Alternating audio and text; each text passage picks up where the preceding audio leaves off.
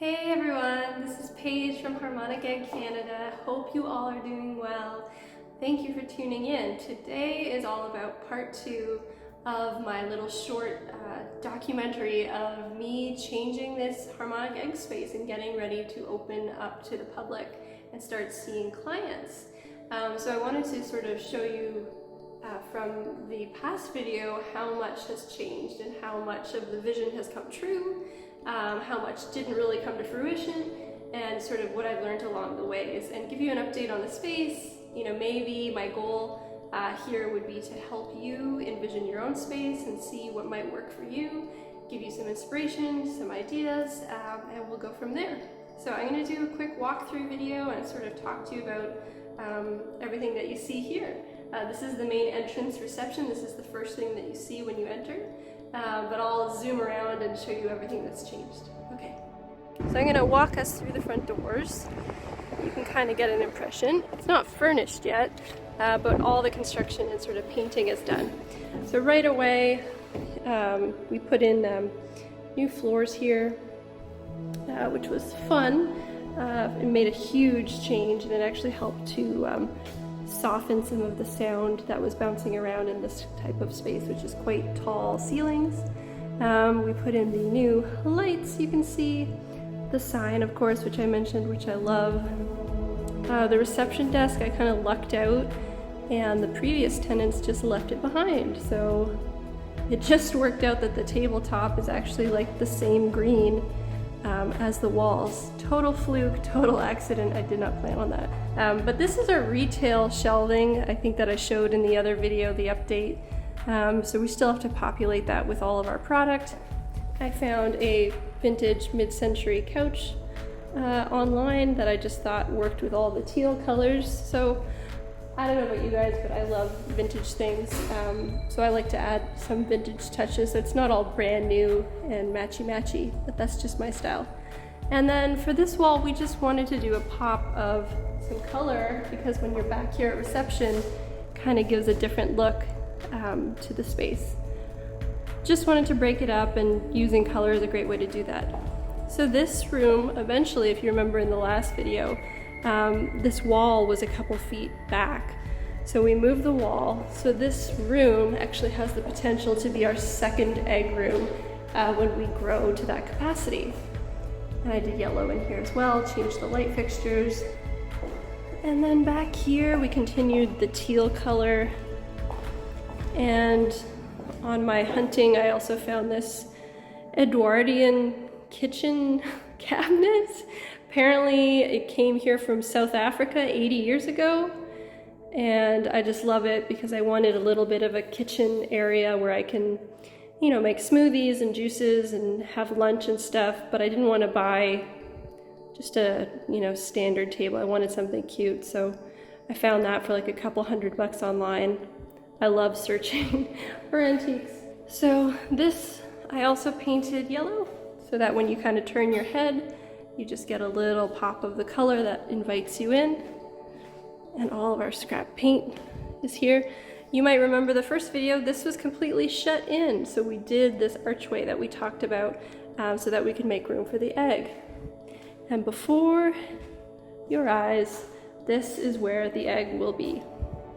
So as you can see, by opening up this space here, we just had enough room to be able to open the egg door and maneuver around for our clients. I'm probably gonna put a carpet in here, an area rug, not underneath the egg. I would not recommend putting an area rug under the egg ever. But in this sort of staging area before you get in, I will. It'll help with the boominess. And I'll probably put some artwork and maybe a little sofa or chair here. And then you'll leave your session and come back out here.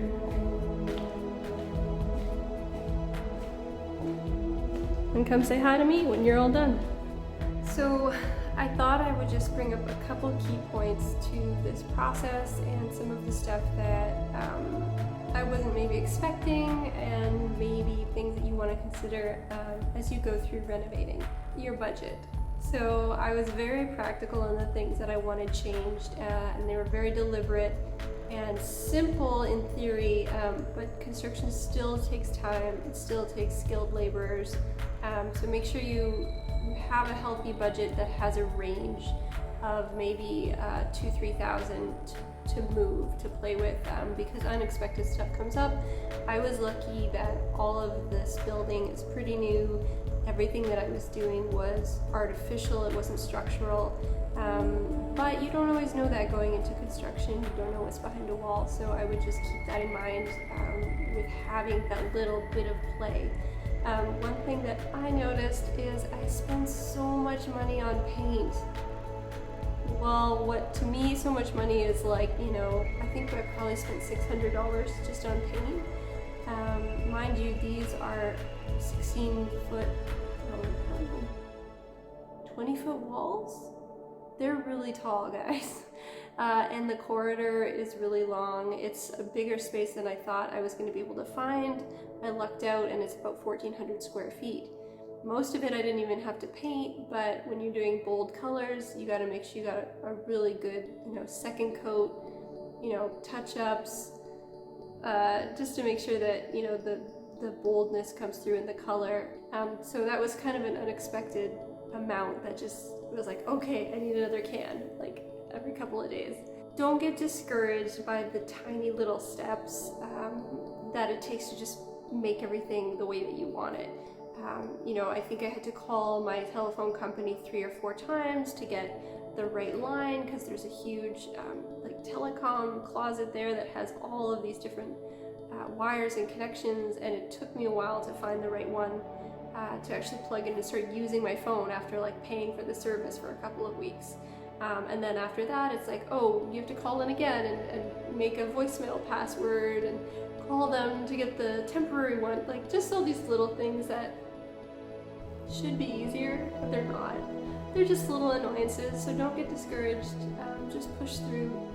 It'll all be worth it in the end when everything is all set and ready to go. The other thing that really helped me is what you can't find yourself or easily buy, borrow. I had our construction crew branched out, did a wonderful job making all the changes I needed, but Brad, who's now a friend of ours and the family's, you know, he left behind his ladder so that I could do the painting. I've been telling everyone that I'm now prepared to be part of Cirque du Soleil, because I've been on my tippy toes on a tall ladder and not totally freaked out. So I was definitely working out some mind over matter painting some of this stuff here. But it really helped to just, you know, have a friend be able to say, just use my ladder for a week and get it done, rather than, you know, trying to get one. And I don't have a truck, so like bringing a ladder here would have been a little bit more difficult. So things like that. If you can ask for help, you know, don't be weirded out about asking for help. That's why we're all here and all connected, and I don't think people will mind lending a helping hand. Another tip I would like to share is soundproofing. Just make sure you know, spend some time in the space that you're going to rent. Feel it out, you know, make sure it's not too noisy. Maybe check out who your neighbors are, see what kind of line of work that they're in. You don't want some, you know, industrial cabinet makers or, you know, something beside you that's going to be running tools all day. So take the time to check that out, find out where you really are. And as I recommend to anyone, you're going to want to have a fan in your egg room anyhow to filter out the air from client to client. They're detoxing in there. You're going to have, you know, people come out where you're like, you can smell the heavy metals, or you can smell something associated with, you know, the line of work that they do or the actual issue that they're having. So you want to have something that's cleaning the air. Bonus, it acts as sort of a white noise machine, and it'll help buffer some of those sound frequencies that you don't want on the exterior of the egg. The good news, the amazing news that I'm so excited about. So today is Saturday, the first Saturday in June, and next Friday, or this Friday coming up, the 11th, my egg is arriving. Yes. My egg is coming from Wichita, Kansas, y'all. I love Tony and Daryl. Thank you guys for shipping it to me. I'm so excited. And then Handy Sandy, my Aunt Sandy, who is my installer, who any of you who have bought an egg, you will meet her when we come to install your egg, is coming down for the weekend. So we're gonna have so much fun. We're gonna install the egg, and hopefully I can do a few test runs before I open. That's sort of my plan. You guys can always email me, paige@harmoniceggcanada.com. If you have any questions about building your space or getting your own egg, I'm the girl to ask. I'll hook you up. Let's make it happen. Cool. Thank you guys for watching. It's been really cool showing you this progress, and I can't wait to see those of you in Ontario coming down to see me, pre-booking. Head to the website and get yourself a session in the Harmonic Egg.